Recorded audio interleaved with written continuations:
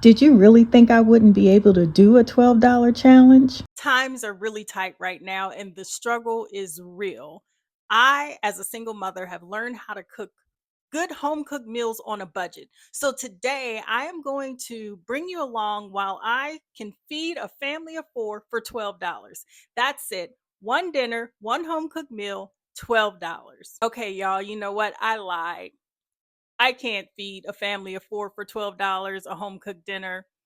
I can actually feed a family of four two home cooked dinners for $12. So let's get started. Come to the market with me and let's see what we can find. Welcome to Plates and Perspectives, where we have good food, real stories, and full hearts.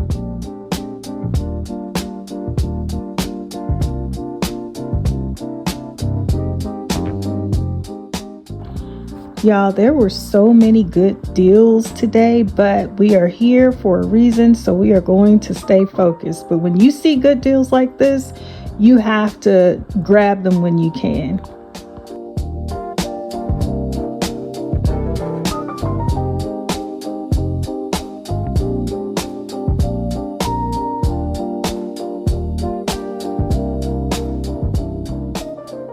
Okay, y'all, we have hit pay dirt. We see some chicken drumsticks for $8 and some change. I think we have a winner.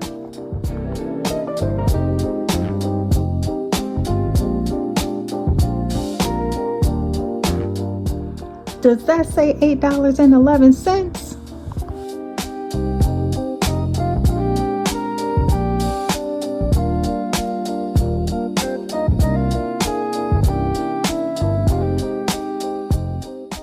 We are getting brown rice today because there is a method to my madness.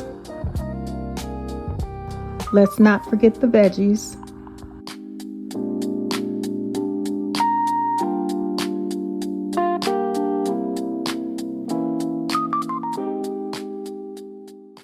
When times are tough, my grandmother showed me the exact way to stretch a dollar.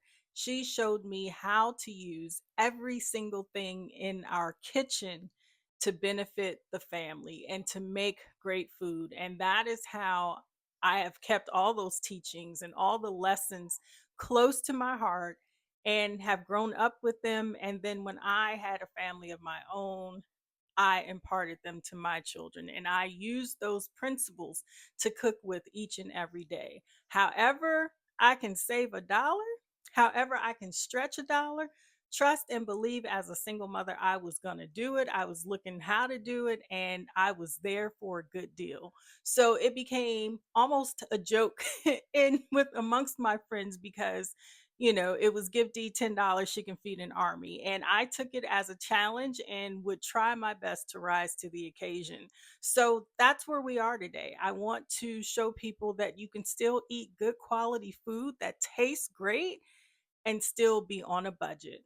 So my grandmother always taught me keep your kitchen full of the essentials. If you have a foundation where you have your flour, your butter, your eggs, your cornmeal, just things that you use every day, all your seasonings and spices. I'm actually going to do a video about the essentials and what to have and keep your pantry stocked. You can make just about anything. So today we're going to make chicken. We're going to make some rice, yes, because it's cheap, and we're going to make some vegetables with it. Now, with your chicken, you can cook this chicken any kind of way you want. You can throw it in a crock pot. You can saute it, you can bake it, you can broil it, you can roast it. Today, I am going to bake this chicken. Usually, when I am looking for a deal, as you saw, it's always going to be dark meat. It's going to be your chicken thighs, it's going to be your chicken legs that are cheaper and that you can generally find on sale more often. That's what we're making today. I am going to throw this chicken in the oven. I am going to season this chicken. I am going to season it so much until the ancestors come up and tell me to stop. That's what we're going to use, okay? And it's going to be tasty. Chicken and rice is always a basic meal. It is comforting, it is quick, it is easy, but also we can do so much with the chicken. We have 14 chicken legs that came in this family pack today. we're going to, if you're a family of four, I want you to make all of that chicken. You know why? Because we're going to get a second dinner out of it, because tomorrow we're going to make chicken fried rice. We're going to keep half of those mixed vegetables and we're going to throw it in when we make our fried rice tomorrow. So there is a method to the madness. Just follow along. I got you. It's going to work out. It's going to be good. Your kids will love it. I have done this a million times. Even though my kids are no longer littles, I still cook. And this was one of my go to meals. When you make your chicken legs, if you have a child that is picky, go ahead and cut that chicken off the bone. Slice it up, put it on a plate. They will never know the difference. I have one child that thinks that flats are the way to go and will not eat a drumstick to save her life. However, she never knew, because I would always slice that chicken off the bone and put it on the plate just and arrange it so nicely with her rice and her vegetables. And she never even realized it. Okay. So if you have a picky kid, like I had a picky kid, go ahead and do that. They will never know the difference. One of my go to seasonings today that I'm going to use is from a very good friend, Chef Marty Embry. And I'm going to use his spice. I don't know if you guys can see that. I'll put a picture up, but it's called From the Court to the Kitchen. And it is just an it's better than the seasonal. It has just a slightest amount of kick to it, not too spicy, so your kids can still eat it. Or if you're not a spice person, you can still eat it, because I don't really do spicy foods. But this is really good, and it's just going to give my chicken an extra kick. Now, if you don't have From the Court to the Kitchen, let's keep this basic. You're going to do your seasoned salt. You're going to do your garlic. You're going to do your pepper. I use Miss Dash. I use garlic salt, garlic powder, a little bit of paprika, smoked paprika if you have it. And we're going to flavor this chicken to the gods. It is going to be so good. And we're going to roast it. I think I'm gonna roast mine, and I may even finish it the last 5 minutes and under the broiler, just to give the skin a little crispier texture and have it a little crunchy when we eat it. And it's gonna taste so flavorful. It's gonna be tender. It's gonna be great. Now, we're using brown rice today for the simple fact that I am going to use this leftover brown rice for fried rice tomorrow. So when you're cooking your brown rice, one, brown rice takes longer to cook than white rice. So please follow the directions. Make sure you cook your brown rice. We don't want to eat crunchy rice. But also, I want you to cook almost 2.5 times the amount that you would normally eat, because we want it left over so we can make our chicken fried rice tomorrow for dinner. So you're saving yourself time. When you come in from a long day, you already have your rices prepared. The chicken is already done. It's left over, and you're going to cook it tomorrow.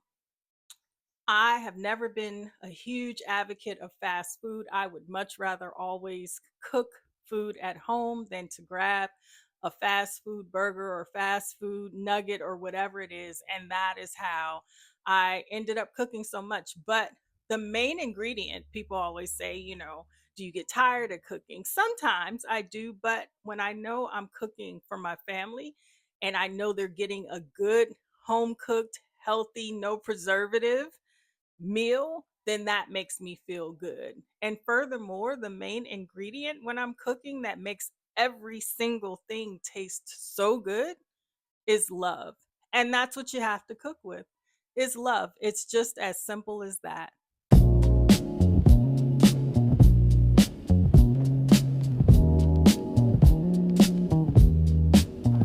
Bonus recipe today. This is not in the challenge, but if you have old bread laying around, stale bread, hot dog buns, hamburger buns, the heel of the bread that no one likes to eat, you can make bread pudding.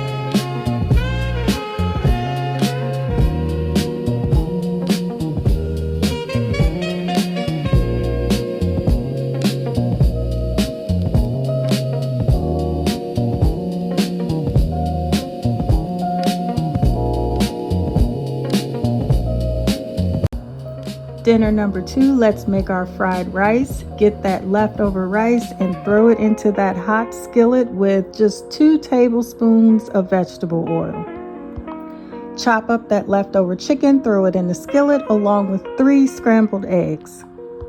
Add in your leftover vegetables.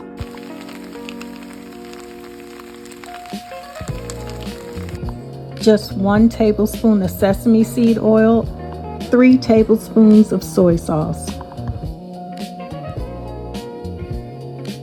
Thank you so much for joining me today on Plates and Perspectives, where we have good food, real stories, and full hearts. Don't forget to like and subscribe. I will be coming to you soon with more budget-friendly meals and just things we can make that already are in our pantry.